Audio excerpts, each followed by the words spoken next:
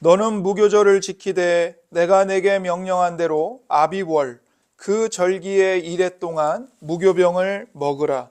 이는 내가 아비월에 애굽에서 나왔음이니라.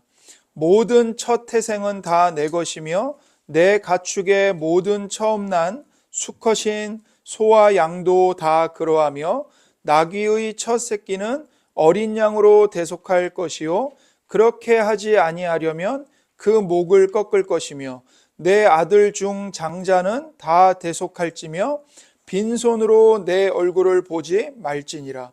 너는 엿새 동안 일하고 일곱째 날에는 쉴지니 밭갈 때에나 거둘 때에도 쉴지며 칠칠절 곧 맥추의 초실절을 지키고 새말에는 수장절을 지키라. 너희의 모든 남자는 매년 3번씩 주 여호와 이스라엘의 하나님 앞에 보일지라. 아멘.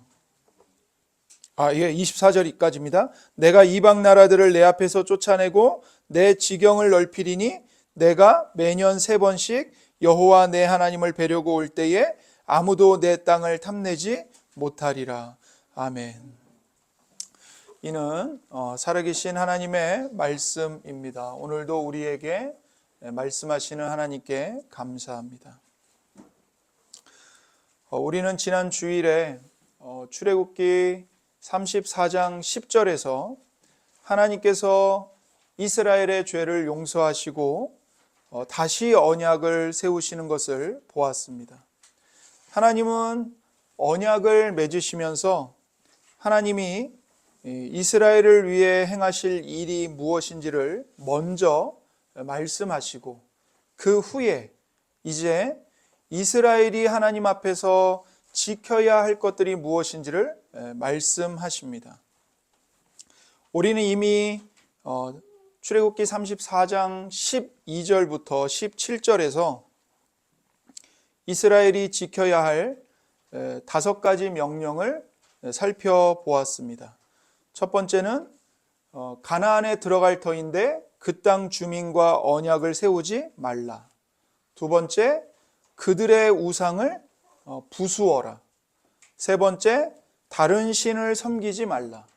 네 번째, 이방 여인들과 혼인하지 말라. 다섯 번째, 신상을 만들지 말라. 이 명령을 하나님이 주셨죠. 그리고 이제 이어서 오늘 본문 18절부터 26절에서도 이스라엘이 지켜야 할 것들이 무엇인지를 말씀하십니다. 그런데 이 말씀들은 우리가 자세히 보면 하나님께서 이전에, 그러니까 출애굽기 20장에서 시내산에서 하나님이 모세에게 말씀하신 것들을 다시 반복하는 말씀이라는 것을 알 수 있습니다. 그래서 출애굽기 34장 18절부터 20절을 보시면 너는 무교절을 지키되 내가 내게 명령한 대로 아비벌 그 절기의 이레 동안 무교병을 먹으라. 이는 내가 아비벌의 애굽에서 나왔음이니라. 모든 첫 태생은 다 내 것이며 내 가축의 모든 처음 난 수컷인 소와 양도 다 그러하며 나귀의 첫 새끼는 어린 양으로 대속할 것이요 그렇게 하지 아니하려면 그 목을 꺾을 것이며 내 아들 중 장자는 다 대속할지며 빈손으로 내 얼굴을 보지 말지니라. 이 18절부터 20절의 말씀은 이미 출애굽기 12장 17절부터 20절, 13장 12절부터 13절, 23장 15절의 말씀을 반복하시는 겁니다. 그리고 21절과 24절을 보시면 너는 엿새 동안 일하고 일곱째 날에는 쉴지니 밭갈 때에나 거둘 때에도 쉴지며 77절 곧 맥추의 초실절을 지키고 새말에는 수장절을 지키라.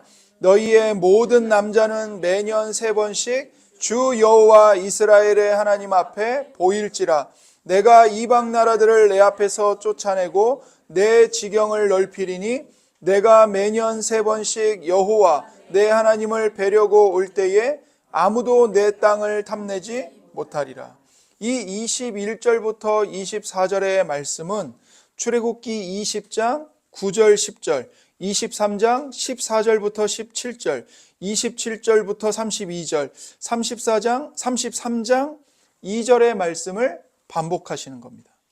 그리고 이제 25절과 26절에 보시면 너는 내 제물의 피를 유교병과 함께 드리지 말며 유월절 제물을 아침까지 두지 말지며 내 토지 소산에 처음 익은 것을 가져다가 내 하나님 여호와의 전에 드릴지며 너는 염소 새끼를 그 어미의 저주로 삼지 말지니라. 이 말씀은 이미 출애굽기 12장 8절부터 10절, 23장 18절에서 말씀하신 것을 다시 반복하시는 겁니다. 특별히 21절 말씀은 출애굽기 20장에서 말씀하신 10계명 가운데 네 번째 계명을 다시 말씀하시는 겁니다. 21절에 너는 엿새 동안 일하고 일곱째 날에는 쉴지니 밭갈 때에나 거둘 때에도 쉴지며, 이게 네 번째 계명이죠. 안식일을 기억하여 거룩하게 지키라. 그리고 이 출애굽기 34장에는 넷째 계명만이 아니라 첫째 계명과 둘째 계명도 반복이 되고 있습니다. 14절에 너는 다른 신에게 절하지 말라. 첫 번째 계명입니다. 17절에 너는 신상들을 부어 만들지 말지니라. 둘째 계명입니다.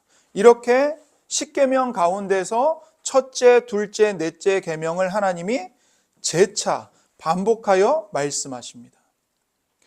하나님께서 이스라엘의 우상 숭배의 범죄를 용서하시고 그들과 다시 언약을 세우시는데 이전에 하신 말씀들, 이전에 하신 계명들을 반복하시는 이유가 무엇일까요? 그들이 지켜야 할 계명들을 다시 반복하는 것이 우리에게 시사하는 바가 무엇일까요?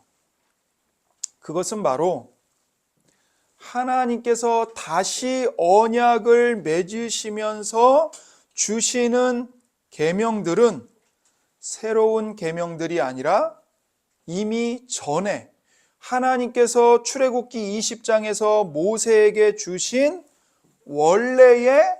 본래의 계명들과 똑같은 말씀이라는 사실입니다. 즉 이것은 하나님께서 지금 이스라엘과 전혀 다른 언약을 세우시는 게 아니라는 거예요. 이스라엘의 범죄 때문에 언약이 바뀌었다는 뜻이 아닌 겁니다. 하나님은 이미 이스라엘과 세우셨던 언약을 다시 세우시는 겁니다. 똑같은 언약을 세우시는 겁니다. 이스라엘 백성은 금송아지를 숭배하는 큰 죄를 저질렀습니다. 그들은 다른 신들을 숭배하는 죄를 범했습니다. 그러나 하나님은 놀라운 자비와 은혜로 그들의 죄를 용서하셨고 이제 그들에게 하나님의 영광을 위해 살 수 있는 새로운 기회를 주시는 겁니다. 그들의 범죄 때문에 언약의 내용을 바꾸거나 변경시키거나 니들이 이렇게 잘못했지? 그러니까 이번에는 이렇게 언약을 맺을 거야. 그렇게 하지 않으시고 이전과 똑같은 언약을 그대로 다시 세우시는 겁니다. 바로 이런 맥락에서 하나님은 이전에 말씀하신 계명들을 반복하셨습니다. 즉 언약 전체는 바뀐 것이 없습니다. 여전히 유효합니다.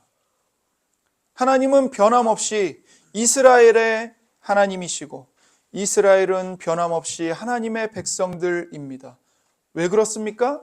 하나님께서 자비와 은혜를 베푸셔서 이스라엘의 죄를 용서하셨기 때문입니다. 이것이 바로 하나님께서 십계명과 여러 말씀들을 다시 반복하여 주시는 이유입니다. 하나님은 이스라엘이 금송아지 숭배를 더 이상 반복하지 않도록 하기 위해서 또 가나안 사람들처럼 우상을 숭배하지 않도록 하기 위해서 지켜야 할 계명들을 반복하여 말씀하셨습니다. 이스라엘이 하나님 한 분만을 예배하고 사랑하고 섬기도록 하기 위해서 똑같은 율법을 다시 그대로 주시는 겁니다.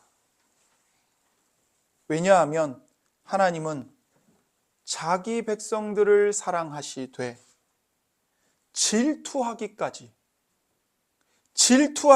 사랑하시는 질투의 하나님이시기 때문입니다.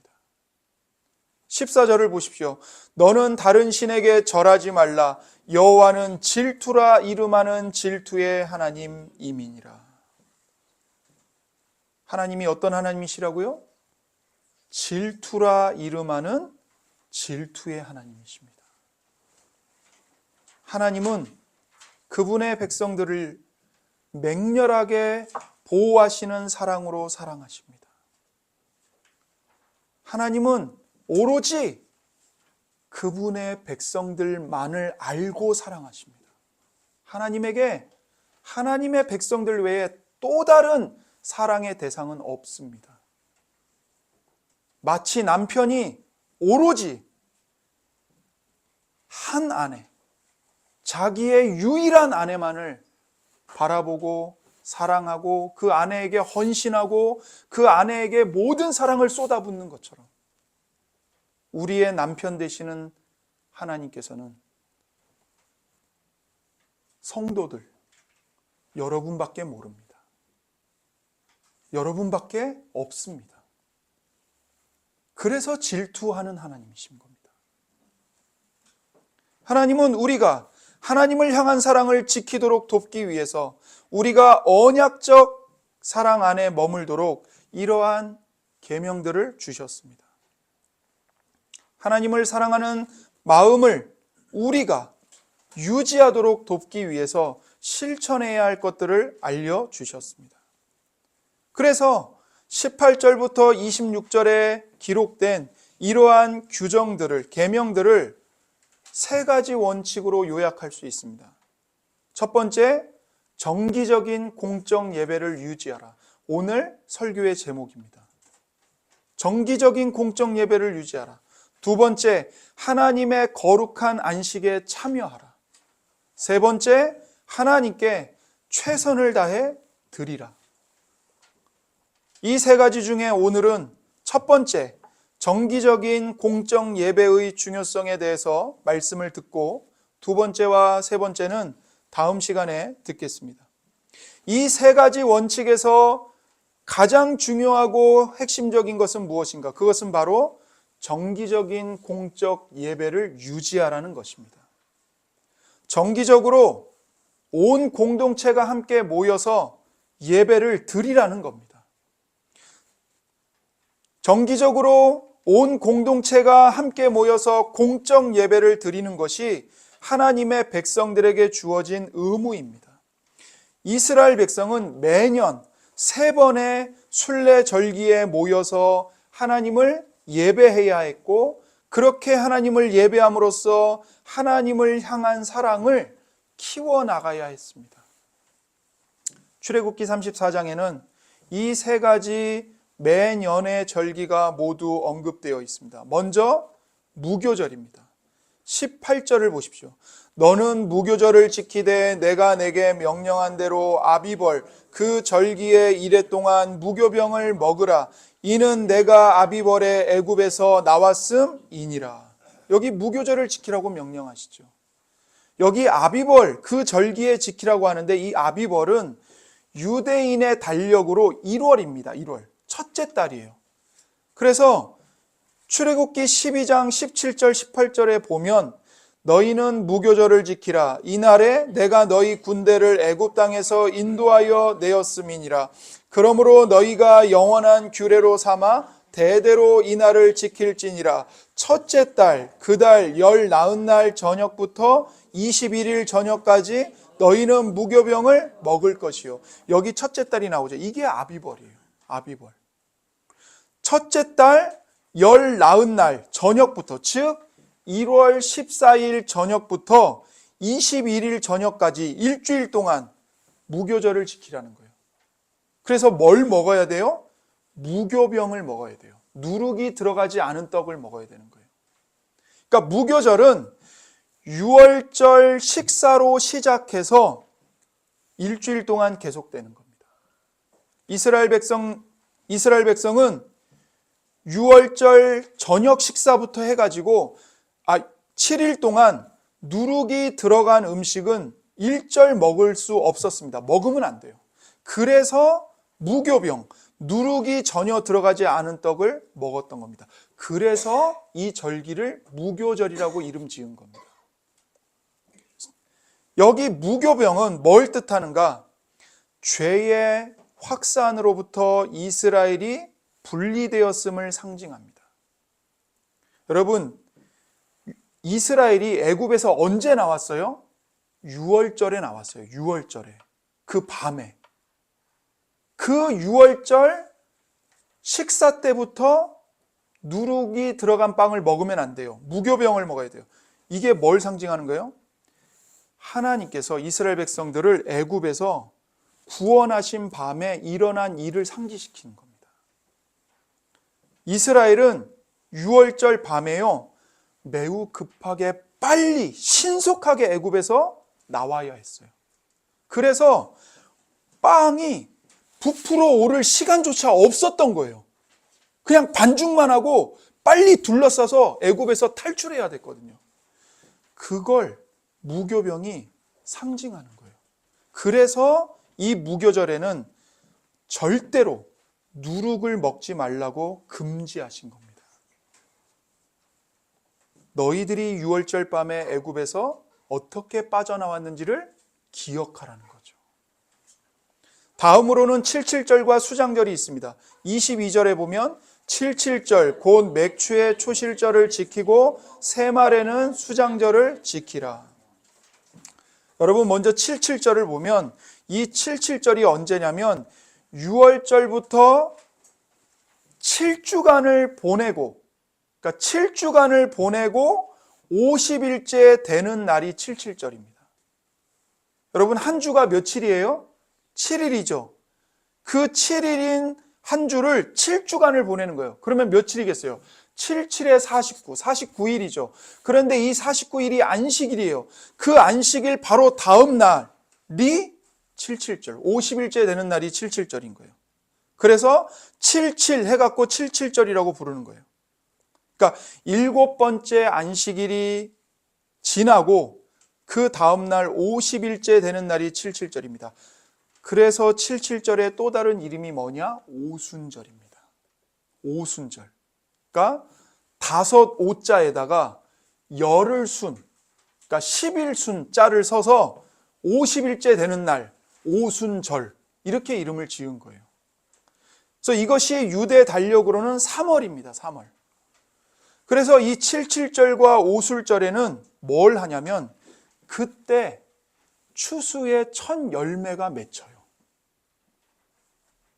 첫 곡식이 맺히는 거예요. 그래서 그 첫 열매를 거두어서 하나님께 예물로 바칩니다. 그래서 22절에 칠칠절 곧 맥추의 초실절이라고 말하는 겁니다. 초실절, 추수의 첫 열매를 하나님께 드린다 해서 초실절이라고 부르는 거예요. 이 날에 첫 열매를 드리면서 앞으로 풍성한 수확을 주실 하나님께 감사하는 겁니다. 감사하는 거예요. 그리고 이 칠칠절, 오순절이 지난 다음 4개월이 지나면 수장절 또는 초막절이 이어지는 겁니다. 22절에 새말에는 이렇게 돼 있죠. 이 새말은 연말, 한 해의 끝을 가리키는 거예요. 그 새말에는 수장절을 지키라고 말씀하시죠. 이 수장절이 바로 초막절이기도 해요. 그리고 이 수장절을 추수절이라고도 불렀어요. 왜 그러냐면 수장절에는 모든 곡식을 추수하여 저장하는 날이었기 때문에 그래요. 그래서 수장이에요. 모든 곡식을 추수하여 저장한다는 뜻으로 수장절이라고 하는 거예요. 그리고 이날은 기쁨의 축제일이에요. 당연히 기쁨의 축제일이겠죠. 왜요? 한 해 동안 열심히 땀 흘려 추수한 모든 곡식을 기뻐하는 거죠. 그 추수를 마치고 난 후에 하나님 감사합니다. 우리가 하나님의 은혜로 하나님이 우리를 돌봐주셔서 이 모든 곡식을 추수하였습니다. 그렇게 하나님께 감사하면서 많은 재물을 하나님께 바쳤기 때문에 수장절로 지킨 거예요. 그리고 그 수장절부터 일주일 동안 이스라엘은 초막에 거주했습니다. 초막이 뭐냐면 풀과 나뭇가지로 지은 임시 거처를 뜻합니다. 수장절부터 그 초막에 일주일 동안 지냈던 거예요. 그래서 레위기 23장 42절에 초막절에 관한 규례가 나옵니다. 너희는 이레 동안 초막에 거주하되 이스라엘에서 난 자는 다 초막에 거주할지니 이는 내가 이스라엘 자손을 애굽 땅에서 인도하여 내던 때에 초막에 거주하게 한 줄을 너희 대대로 알게 함이니라. 나는 너희의 하나님 여호와니라. 보세요. 너희는 이레 동안 초막에 거주해라. 초막이라는 말이 무려 세 번이나 나오죠. 그러니까 수장절부터 딱 일주일 동안 초막에 거주하면서 초막절을 지키는 거예요. 그럼 이 초막절은 왜 지키냐? 하나님께서 날마다 그들의 필요를 채워주셨던 광야 시절을 기억하라는 겁니다. 이스라엘이 애굽에서 나온 다음에 가나안 땅에 들어가기까지 광야를 통과해서 살았잖아요. 그때 광야에서 하나님이 이스라엘을 날마다 돌봐주셨어요. 만나 내려주시고 메추라기 주시고 물이 없으면 반석을 깨트려 갖고 생수의 강을 내주시고, 그래서 신명기에서 모세가 뭐라고 말하냐면 너희들이 광야에서 무려 40년을 지냈지만 생각해봐라. 언제 너희들 발이 부르튼 적이 있었느냐? 너희들이 밥 못 먹고 굶은 적이 있었느냐? 없었다는 거죠. 낮에 광야가 얼마나 뜨거워요. 그런데 하나님이 구름 기둥을 하늘에 펼쳐서 시원한 그늘을 만들어 주시는 거예요. 오늘날로 말하면 이 뜨거운 한낮에 에어컨을 틀어 주시는 거예요. 광야의 밤이 온도가 확 떨어져요. 엄청나게 추워요. 얼어 죽어요. 그런데 하나님이 불기둥으로 히터를 틀어 주시는 거예요. 따뜻하라고. 하나님이 그렇게 이스라엘을 돌보셨다는 거예요. 그 일주일 동안 초막에 거주하면서 광야에서 하나님이 너희를 돌보셨다. 그리고 그 은혜로 지금도 돌보고 계신다. 그걸 기념하며 하나님의 은혜에 감사하라는 거예요. 그래서 수장절에 초막절을 지킨 겁니다. 여러분, 이렇게 무교절, 칠칠절, 수장절은 모든 이스라엘 백성이 하나님 앞에 모여서 예배하는 절기였습니다. 그러니까 매년 3번의 순례 절기를 지냈던 거죠. 그래서 23절에 보시면 너희의 모든 남자는 매년 3번씩 주 여호와 이스라엘의 하나님 앞에 보일지라. 보세요. 매년 3번씩 여호와, 주님이신 여호와 이스라엘 하나님 앞에 보일지라. 나오라는 거예요. 하나님께 나오라는 거예요. 근데 너희의 모든 남자라고 그러죠. 이 모든 남자는 뭘 뜻하는 거예요? 그 가정의 대표자. 그러니까 남자만 오라는 게 아니라 그 남자에게 속한 아내, 자녀들 다 아빠를 따라서, 남편을 따라서 매년 3번씩 하나님 앞에 나와야 된다는 거예요. 신명기 16장 16절에도 너희 가운데 모든 남자는 1년에 3번 곧 무교절과 칠칠절과 초막절에 내 하나님 여호와께서 택하신 곳에서 여호와를 배웁되. 여호와를 뵙기 위해 나오라는 거예요. 언제요? 무교절, 칠칠절, 초막절. 초막절은 수장절이죠. 그래서 이스라엘 모든 백성은 이렇게 1년에 3번 무교절, 칠칠절, 초막절, 즉 수장절에 여호와께서 택하신 곳에서 여호와 하나님 앞에 나와 예배해야 했습니다. 여러분, 하나님께서 최종적으로 택하신 장소가 어디입니까? 예루살렘이죠. 예루살렘. 그래서 모든 이스라엘 백성은요, 한 명도 빠짐없이, 한 사람도 빠짐없이 1년에 3번 예루살렘으로 올라가 절기를 지켰습니다. 그래야만 했습니다.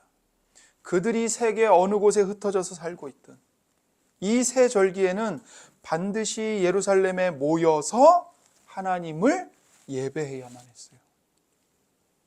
그런데 여러분, 멀리서 몇 개월을, 때로는 1년 이상을 걸어서 예루살렘으로 올 때 당연히 그들은 자신들이 없는 동안 재산이 어떻게 될지 걱정했을 겁니다. 어쩌면 원수들이 공격해갖고 비어있는 집에 들어와서 재산들을 약탈해 갈 수도 있고, 혹은 누군가가 그들의 땅을 표시하는 경계석을 마음대로 막 옮겨버릴 수도 있고, 그렇잖아요. 그럴지도 모르는 일이에요. 그러나 하나님은 자기 백성의 염려를 미리 아시고 걱정하지 말라고 말씀하십니다. 하나님이 그들의 땅을 지켜주시겠다고 약속하십니다. 24절입니다. 내가 이방 나라들을 내 앞에서 쫓아내고 내 지경을 넓히리니 내가 매년 3번씩 여호와 내 하나님을 뵈려고 올 때에 아무도 내 땅을 탐내지 못하리라. 걱정하지 말라는 거예요. 너희들이 하나님 앞에 예배하러 나올 때 누구도 너희의 땅을 탐낼 수 없다. 빼앗아갈 수 없다. 왜 그렇습니까? 하나님의 백성이 하나님의 뜻을 행할 때 언제나 그러셨듯이 하나님이 반드시 그들을 돌보실 것이라고 약속하셨습니다. 여러분이 하나님의 뜻을 행할 때 이것 때문에 손해를 보면 어떡하지? 걱정할 거 하나도 없습니다. 물론 실제로 손해 볼 수 있어요. 그러나 하나님이 뭐라고 약속하세요? 아무도 너의 땅을 탐내지 못하리라. 하나님이 지켜주시겠다는 거예요. 여러분, 우리는 이것을 신뢰해야 합니다. 이 하나님을 신뢰해야 합니다. 이 세 절기들은 하나님의 백성들에게 그들의 구원의 위대한 사실들을 상기시켜 주었습니다.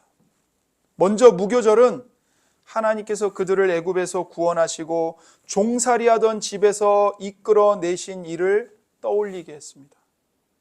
77절과 수장절은 과거부터 현재까지 이어지는 하나님의 변함없는 돌보심, 하나님의 그 섭리의 은혜를 기념하게 했습니다. 그리고 이러한 절기들을 지키는 것은 이스라엘의 마음속에 하나님에 대한 사랑을 더욱더 뜨겁게 하고 견고하게 해주는 겁니다. 그들은 예배를 위해 모였고 예배를 드리면서 하나님의 구원의 은혜와 섭리적인 돌보심을 구체적으로 되새겼습니다. 묵상했습니다. 그리고 감사하면서 하나님의 영광을 찬양했습니다.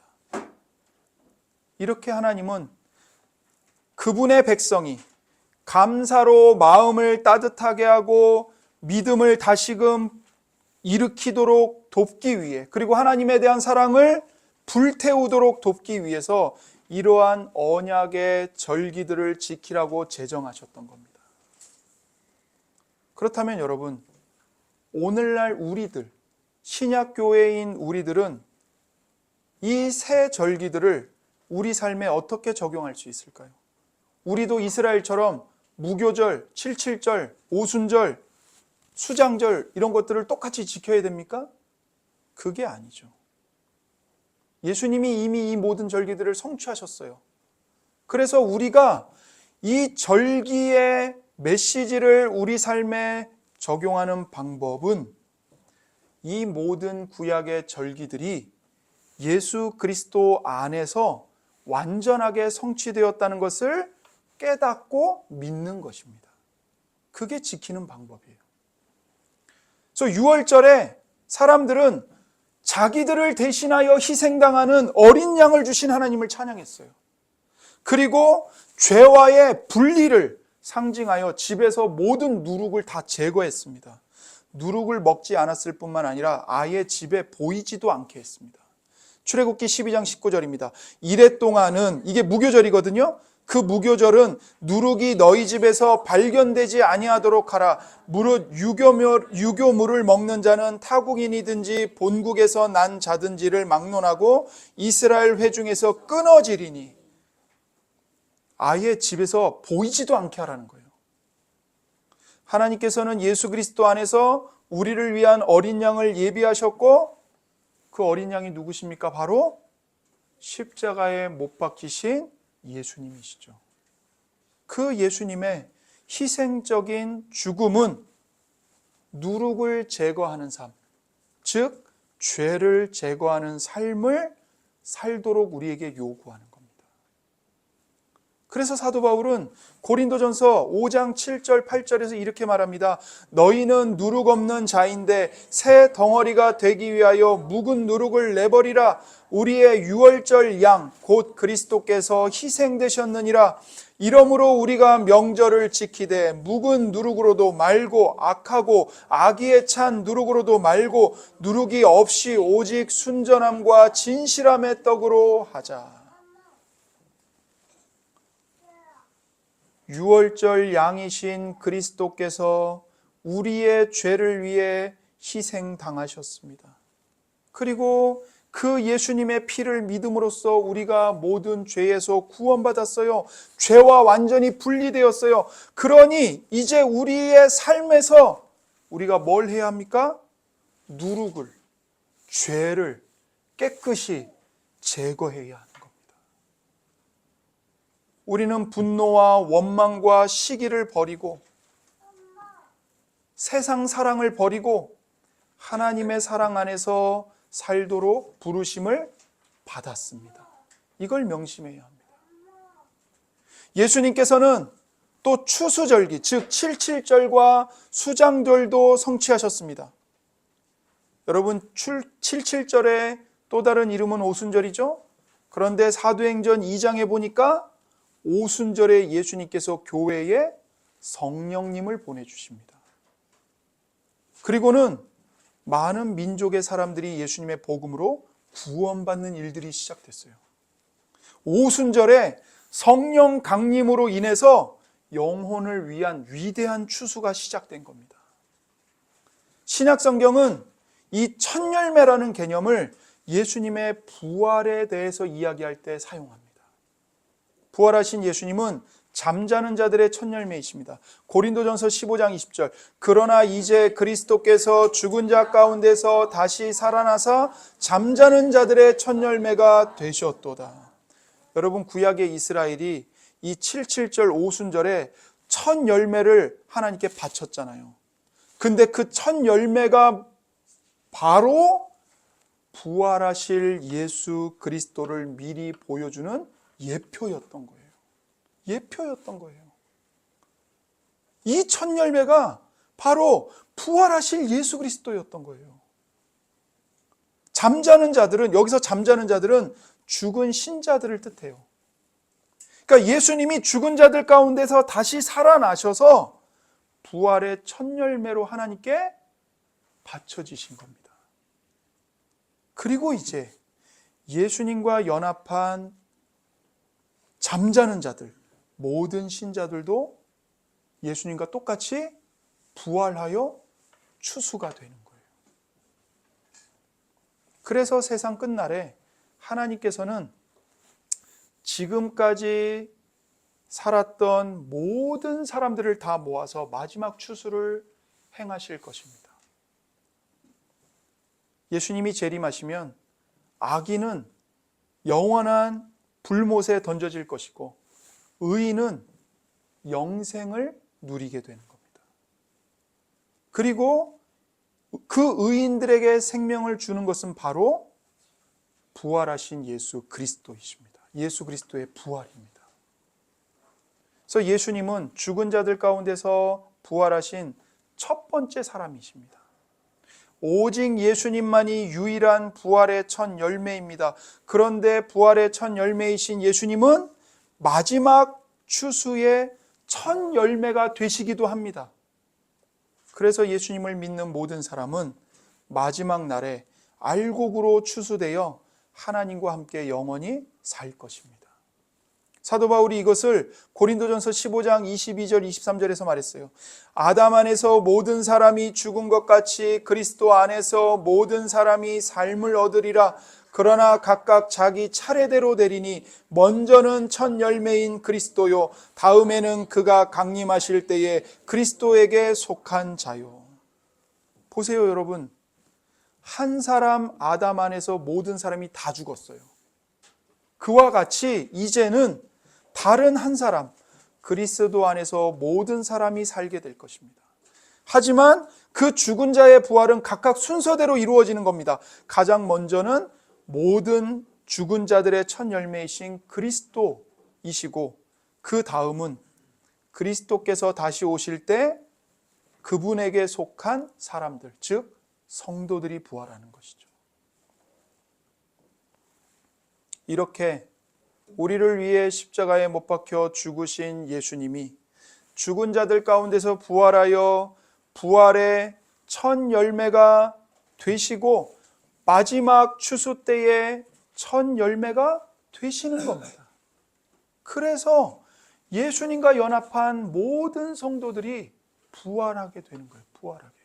예수님이 부활의 첫 열매이시기 때문에. 이 사실을 믿기 때문에 모든 성도는요, 비록 이 땅에서 환난과 고통과 두려움을 겪지만 주님이 강림하시는 그날을 바라보며 믿음으로 살아갈 힘을 날마다 얻게 되는 겁니다. 이렇게 구약의 절기들은 모두 다 예수님 안에서 성취되었습니다. 그러므로 우리가 오늘날 이러한 절기들을 지키는 방법은 우리의 구원을 완성하신 예수님을 전적으로 신뢰하는 겁니다. 전적으로 믿는 겁니다. 그렇다면 신약 시대의 교회가 구약 시대의 이스라엘처럼 이 정기적인 예배 패턴을 유지할 수 있는 방법은 무엇일까요? 그것은 바로 주일과 성찬식입니다. 주일과 성찬식. 여러분, 주일은 그냥 아무것도 안 하고 노는 날이 아니에요. 혹은 주일은 내 사적인 이익과 일을 위해 내가 내 마음대로 사용할 수 있는 날이 아닙니다. 주일은 온 교회가 함께 모여서 정기적인 공적 예배를 유지하도록 제정된 날입니다. 제정된 날이에요. 그래서 성도는 주일에 다 함께 모여서 하나님을 예배해야 합니다. 모여서 예배해야 돼요. 모여서. 특별히 하나님께서 우리에게 지키라고 주신 절기가 있다면 그것은 바로 성찬식입니다. 성찬식. 예수님은요, 성찬식을 반복해서 행하라고 명령하셨습니다. 누가복음 22장 19절입니다. 또 떡을 가져 감사 기도하시고 떼어 그들에게 주시며 이르시되 이것은 너희를 위하여 주는 내 몸이라. 너희가 이를 행하여 나를 기념하라 하시고. 우리말에는 너희가 이를 행하여 나를 기념하라 이렇게 번역을 했지만 헬라어를 더 정확하게 번역하면 이렇습니다. 너희가 나를 기념하여 이것을 행하라 입니다. 그러니까 본래 기념하라는 말이 동사가 아니에요. 우리말 성경에는 기념하라가 동사처럼 돼 있죠. 명령처럼 돼 있는데 그게 아니고 기념하라는 명사예요. 나를 기념하여입니다. 이것을 행하라가 동사이고 명령형입니다. 그러니까 예수님의 명령은 기념하라는 것에 무게중심이 있는 게 아니라 어디에 무게중심이 있어요? 이것을 행하라. 여기에 무게중심이 있고 이게 명령인 거예요. 이것이 무엇입니까? 성찬입니다. 너희가 나를 기념하여 이 성찬을 행하라. 이렇게 명령하신 거예요. 그런데 헬라어로 이것을 행하라의 시제가 뭐냐면 현재형이에요. 좀 어려울 수 있는데 들어보세요. 헬라어에서 현재 시제는 반복의 의미가 있습니다. 반복, 계속 행하는 거예요. 그래서 예수님이 이것을 행하라고 현재형으로 명령하셨어요. 그래서 이것을 행하라는 말은 한 번만 하라는 게 아니에요. 반복해서 끊임없이 계속 자주 행하라는 겁니다. 예수님이 이것을 친히 명령하셨어요. 너희는 나를 기념하여 이 성찬을 계속 자주 반복하여 행하라. 그래서 사도 바울이 이 명령을 주님께 그대로 받아서 고린도 교회에게 말했던 겁니다.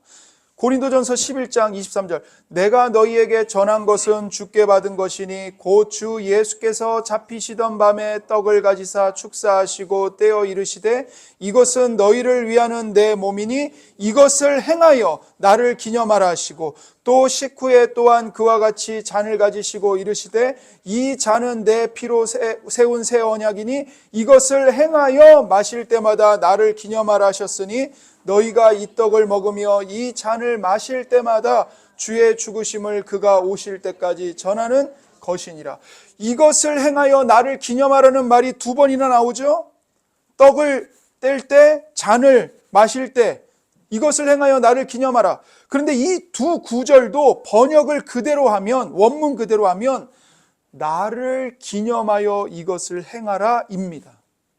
그러니까 바울은요 지금 예수님의 말씀을 그대로 받아 쓰는 거예요. 한 글자도 안 바꾸고 나를 기념하여 이것을 행하라.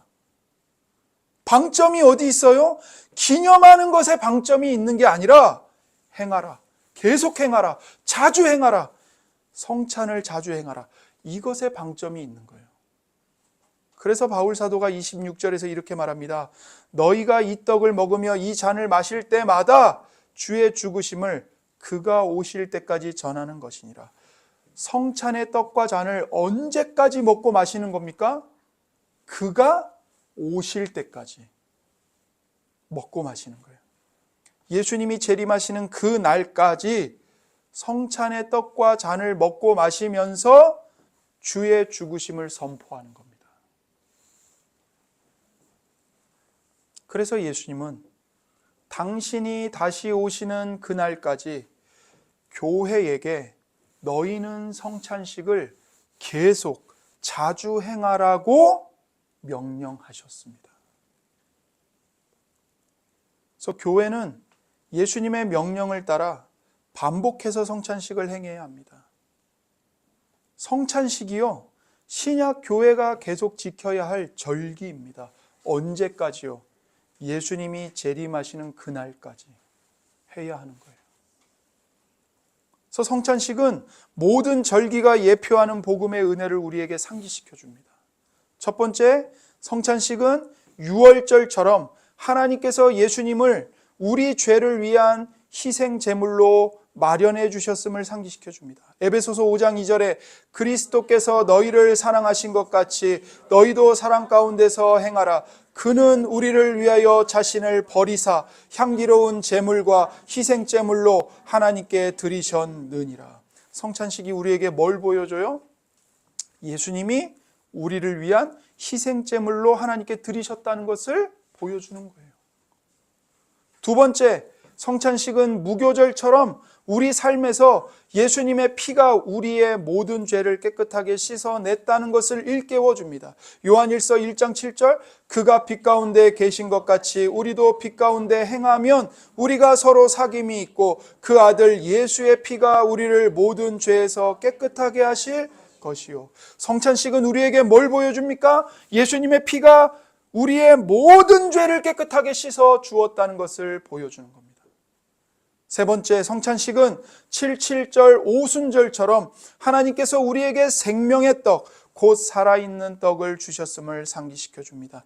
요한복음 6장 47절 48절에 진실로 진실로 너희에게 이르노니 믿는 자는 영생을 가졌나니 내가 곧 생명의 떡이니라. 51절에도 나는 하늘에서 내려온 살아있는 떡이니 사람이 이 떡을 먹으면 영생하리라. 내가 줄 떡은 곧 세상의 생명을 위한 내 살이니라 하시니라.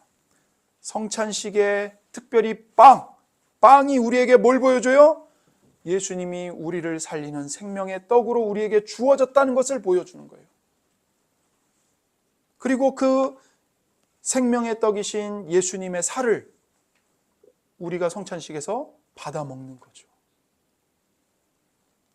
넷째 성찬식은 수장절, 추수절처럼 우리가 하나님의 나라에서 그리스도와 함께 잔치를 벌일 마지막 추수를 고대하게 합니다. 요한계시록 19장 9절 천사가 내게 말하기를 기록하라 어린 양의 혼인잔치에 청함을 받은 자들은 복이 있도다. 그래서 성찬식은 우리에게 무엇을 보여줍니까? 우리가 하나님 나라에서 어린 양의 혼인잔치에 참여하여 잔치를 흥겨워하면서 하나님과 함께 먹고 마실 것이다. 영원히. 그 마지막 추수의 잔치를 우리가 누리게 될 것이다. 이것을 우리에게 미리 보여주는 겁니다. 성찬식은 하나님께서 우리를 언약의 사랑 안에 머물도록 돕기 위해 주신 예배 형식의 일부입니다. 매주 또는 매달 정기적으로 드리는 성찬 예배는 우리에게 언약 안에서 확신을 줍니다. 성찬 예배는 우리에게 예수님의 피로 세워진 새 언약을 보여주고 새 언약 안에서 우리에게 확신을 줍니다. 그래서 예수님은 성찬에서 제자들에게 포도주를 주시면서 이렇게 말씀하셨던 겁니다. 누가복음 22장 10절 저녁 먹은 후에 잔도 그와 같이 하여 이르시되 이 잔은 내 피로 세우는 새 언약이니 곧 너희를 위하여 붓는 것이라. 예수님께서 영원히 변하지 않을 새 언약을 예수님의 피로 세우셨습니다. 성찬이 우리에게 그 새 언약을 보여주고 믿음과 확신과 소망을 갖게 하는 겁니다. 물론 성찬 예배가 하나님의 말씀에 대한 믿음을 통해서 직접적으로 얻을 수 있는 은혜 외에 특별한 은혜를 주는 것은 아닙니다. 하지만 성찬 예배는 하나님께서 그리스도 안에서 우리에게 베푸시는 은혜를 더욱 구체적으로 보여주는 표징이자 인장입니다. 그래서 성찬 예배는 하나님께서 우리를 향한 한없는 사랑을 나타내시고 하나님을 향한 우리의 열정을 다시금 뜨겁게 타오르게 하시는 사랑의 잔치입니다. 이러한 공적 예배의 형식을 따르는 것은 우리가 하나님의 언약과 사랑 안에 머물도록 도와줍니다. 그러므로 여러분, 우리는 신약 교회로서 하나님이 우리에게 주신 두 가지 절기, 주일 성수 그리고 성찬식, 이 두 가지를 사랑하고 기뻐하고 즐거워하면서 지키고 하나님을 영화롭게 해야 하는 것입니다. 여러분, 다음 주일 성찬식이 있습니다. 한 주 동안 이 말씀들을 묵상하시면서 주일과 성찬식을 준비하시기 바랍니다.